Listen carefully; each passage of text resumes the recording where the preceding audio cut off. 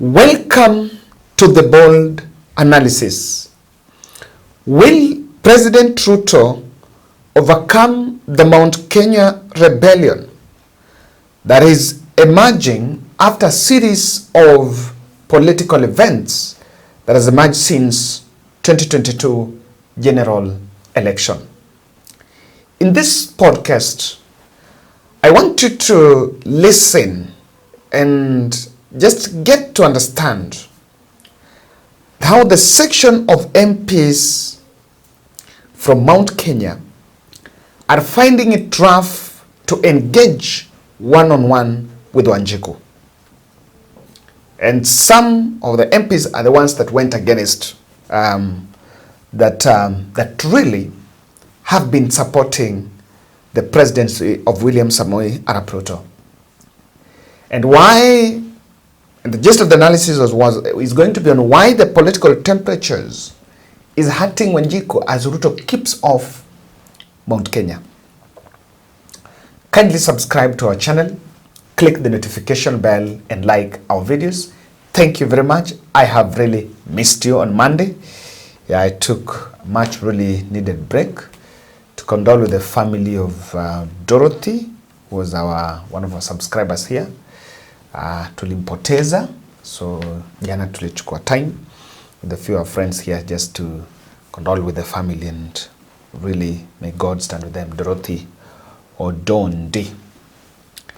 Section of MPs are running in troubles to speak to Wanjiku as a narrative is clearly being planted.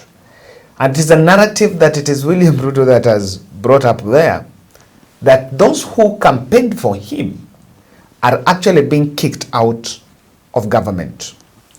And I want to show you that last Friday, when the president was in Laikipia, on Saturday rather, he was in Samburu on Friday, then Saturday he went to Laikipia, and you understand, according to the diary, he was supposed to attend a church service in Mount Kenya on Sunday. And that was botched. So for the last 1 month, William Ruto has not frequented that region. The last time he was supposed to attend a church service in Meru, that was early, that is mid-October. It failed. And that rally was cancelled last minute.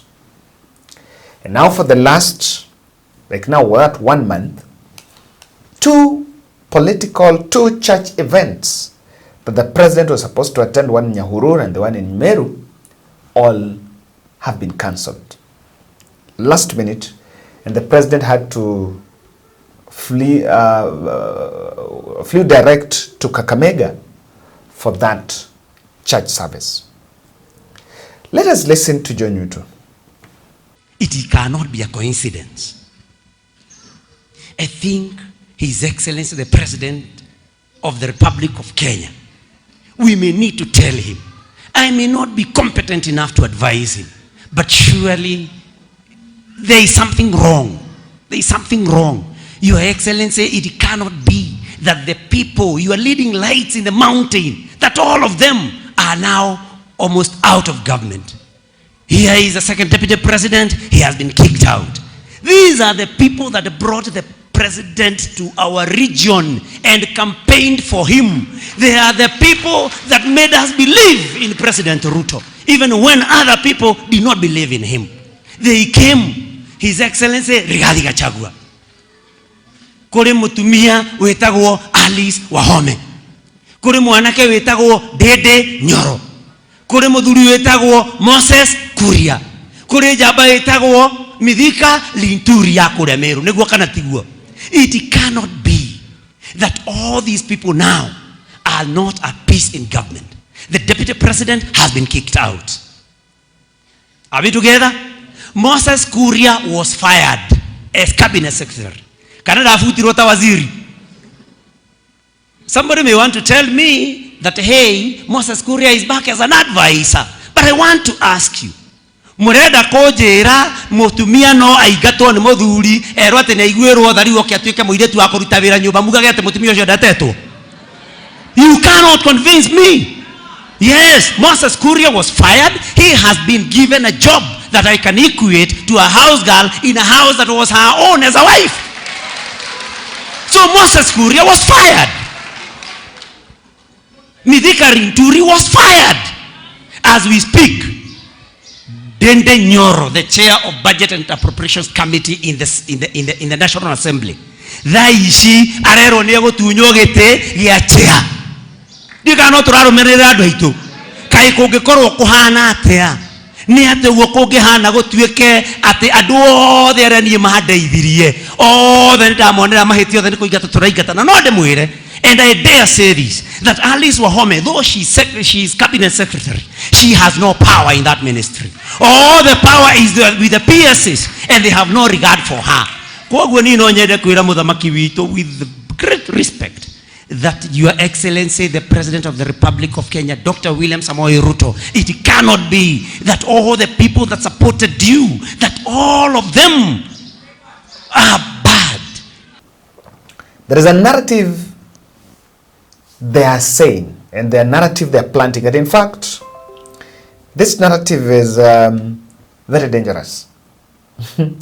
Even though it is tribal in some sense. That is what I'm going to say. And our politics are still tribal, by the way. If you ask me, I can still tell you that our politics are still majorly tribal. And that narrative, John Ruto is saying that those who campaigned for the president are being kicked out. And he's created a list there. I saw Alice Wahome is the one that reverted, really spoke about that.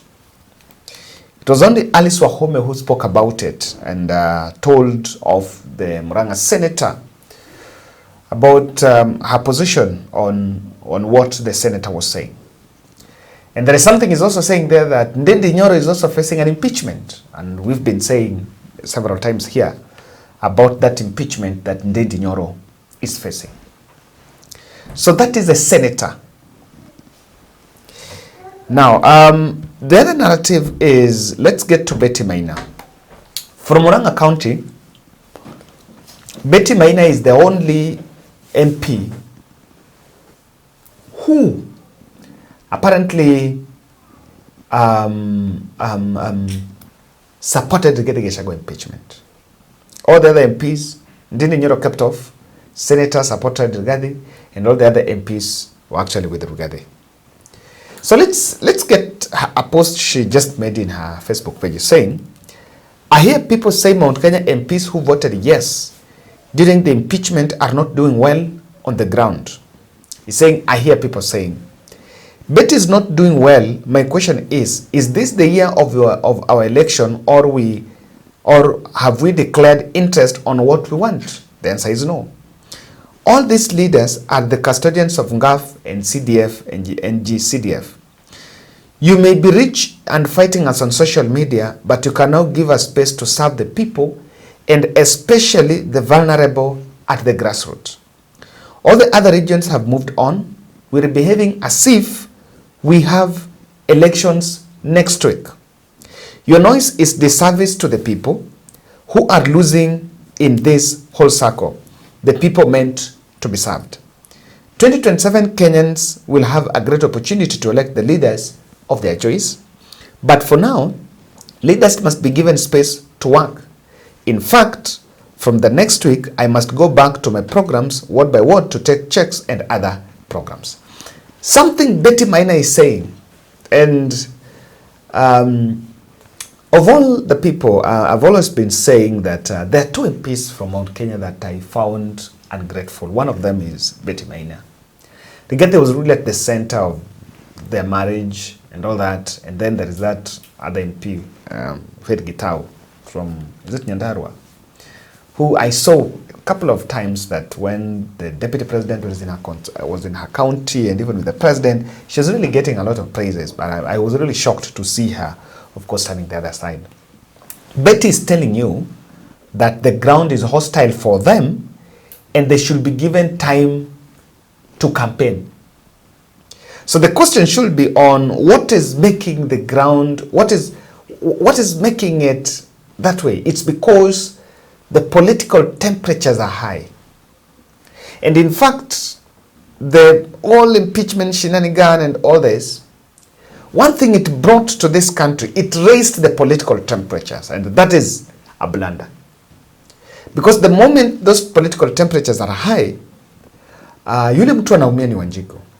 And the political class must understand this. The person that is suffering at the end of it is Wanjiku. But all that is the making of a political class for things to go that way.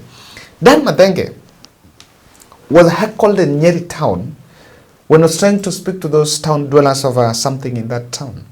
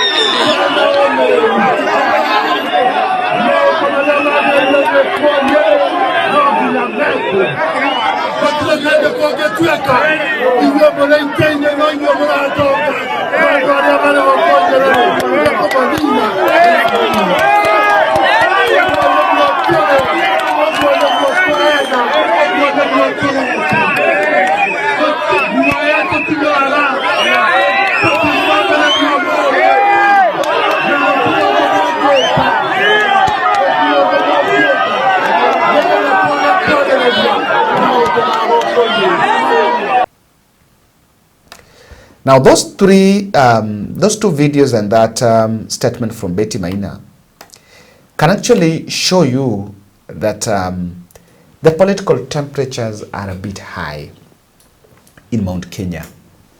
And in fact, things are not as people really expected. The kind of reaction of Wanjiku kwa ground is not what really, it cannot just be taken for granted. So just because of that, you realize that even the President Ruto has been keeping off. And that's why I started by saying, will he be able to weather the storm? Do you think he will weather the storm? Of course, it was the making of all that, and all this that is happening now is not happening it's not an isolated thing. It's not something new. It's something that I believe the president really saw. So what is the impact of the political temperatures? And why the president is not finding it easy to navigate the complex Mount Kenya reception. I have 4 reasons, but I want to start from number 4. It's not the least. William Ruto is struggling to find a very sinking, convincing, and the right message to tell the Mount Kenya on regarding impeachment. Let me tell you, I've listened to the president's speech in Samburu, listened to his speech in Laikipia, I've listened to what he said in Kakamega. There is a message, there is a rallying call on unity. Yes, that we are united, this and that. Now that message, you can say it and the praises and people will marvel at it somewhere in the middle of Mombasa, Kisumu, Kakamega, Eldoret and all that. But that's the right message to go and say in Murang'a? No. No, nothing will happen. They cannot heckle the president. But is it the message you need to take to them? No. When you go there, you must find a decision to defend the narratives that Kina John Yutu are talking about. Those narratives are very deep. Those are the narratives that you must find how to counter, and you cannot counter them with the propaganda. The other issue I realize here is Kindiki acceptability. Of course, there is always a face of denial. There is always a face of rebellion. There is a discussion, I saw some video clips saying, our kingpin is Uhuru Kenyatta, our people's deputy president is Rigathi Gachagua, or Rigathi Gachagua is the kingmaker. There have been all those. Uhuru Kenyatta is the kingmaker. So you realize the politics of the region still revolves around Uhuru Kenyatta and Rigathi. So recently, when Sabina Chege attended an event in Murang'a, I remember she was urging the residents of that place to embrace Kindiki. Yes, she was urging the residents to embrace Kindiki on that. I saw yesterday Kindiki was given the nod to be, of course, he replaced Rigathi as the deputy party leader, and then he was saying he wants now to go and start mobilizing, do grassroots mobilization for UDA party. I don't know where and where, of course. So we're waiting I'm really waiting to look at that. And I've realized Kindiki has not been moving with the president in most of these functions. Right? He's not like going to the president on most of these functions, but of course it's part of the strategies they've employed so that they can, they can meet Kenyans at different parts of the country. The early temperatures is, and I'm saying those are the 2 regions why the president is keeping off Mount Kenya. He doesn't have the message. He's not yet crafted the right message to tell Wanjiku. And the other thing is acceptability of Kindiki, because people expect if you go to Mount Kenya, you need to go with Kindiki.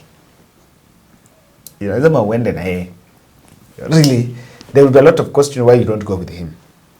Then the early political temperatures are hurting Wanjiku because government programs will face hostility. I saw Murang'a Governor Kang'ata saying, he said that I realized Kang'ata is better than that chief and share. Yes. So that hostility is emerging because already the minds are already gratified. The minds are already set like in a straight line thinking that, look here, this is wrong. So everything done with Ruto is wrong. Even if it brings, it's not going to get right. So I think that's one thing. Government program facing hostility. And lastly, Ruto insecurity in engaging narratives. The more political temperatures are high, Ruto will engage in how to manage the population. Atarudi back on top of the car. So I really take a position that quite some politicians have been saying that let us take the temperatures chini kidogo. And she'll start with the president. We want to see the president going back to the office. Arambe, he has an office arambe house, hata si state house ni siasa. So that he can work for mwananchi. The time for elections, I agree, is not now. We still have an election 2027. So we should not behave like we're going to make the next vote tomorrow. Thank you.